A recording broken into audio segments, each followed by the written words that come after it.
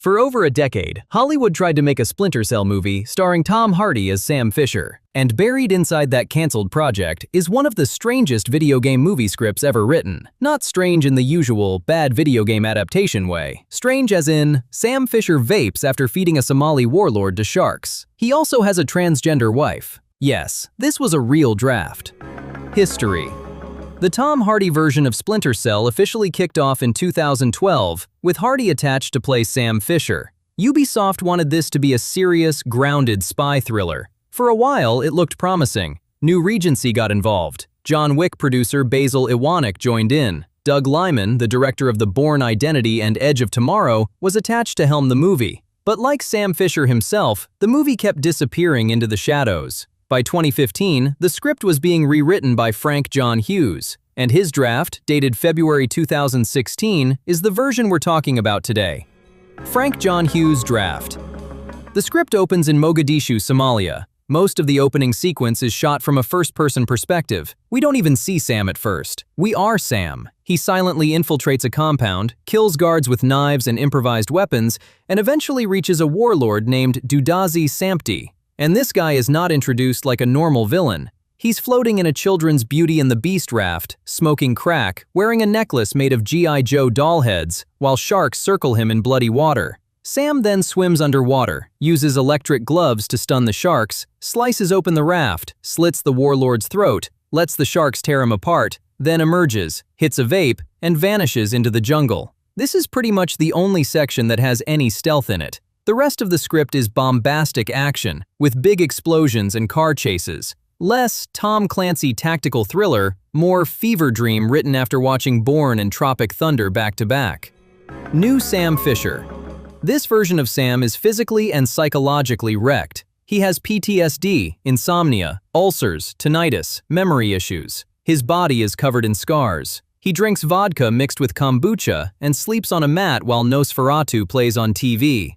His boss, Chuck Tidrow, sees him almost like a son. Grimm, meanwhile, is worried Sam is falling apart. Then the script takes a hard left turn. Sam goes to Kuala Lumpur, where we discover he has a hidden family with a Thai woman named Sophia and a boy named Anesh. Anesh calls Sam Papa. Sam teaches him stealth in the jungle, then teaches him baseball trivia. Sophia cooks for Sam, cares for his injuries, and asks whether she'll be accepted if they move to America. But later, after the mission goes sideways, Sam returns home and finds Sophia murdered. The local police misgender her, and the script reveals that Sophia was transgender. Fisher explains he saved her years earlier, took care of her and her little brother Anesh. They became his family. Then Sam gives a cheesy speech about the importance of tolerance and how beautiful Sophia was.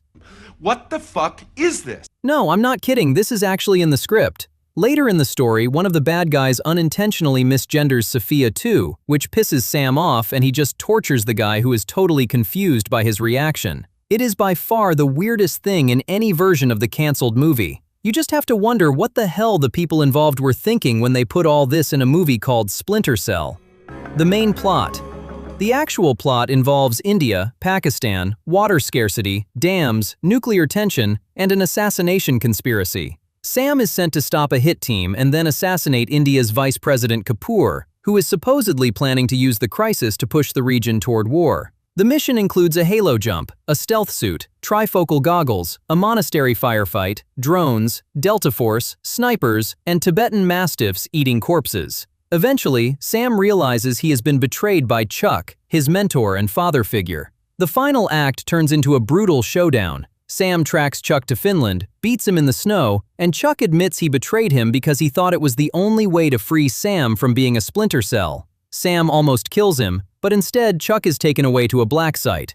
The movie ends with Sam, Anesh, and old mentor Ed living in Hawaii. Grimm takes over Echelon, the international crisis is covered up, and Sam finally gets something close to peace. Conclusion. You can already guess why this movie didn't happen. It was too weird, too crazy, and not at all what fans or casual audiences wanted.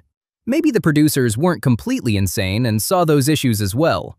On November 15, 2024, the Hardy version was finally reported as dead. Producer Basil Iwanek said New Regency just couldn't get it right, specifically citing script and budget problems. He also said there had been a million different versions and described it as one of the ones that got away. A stealth action movie starring Tom Hardy should have been easy money, but Hollywood somehow managed to fail at a seemingly easy task. We can only thank heavens this movie didn't happen. Maybe someday someone will do Splinter Cell justice.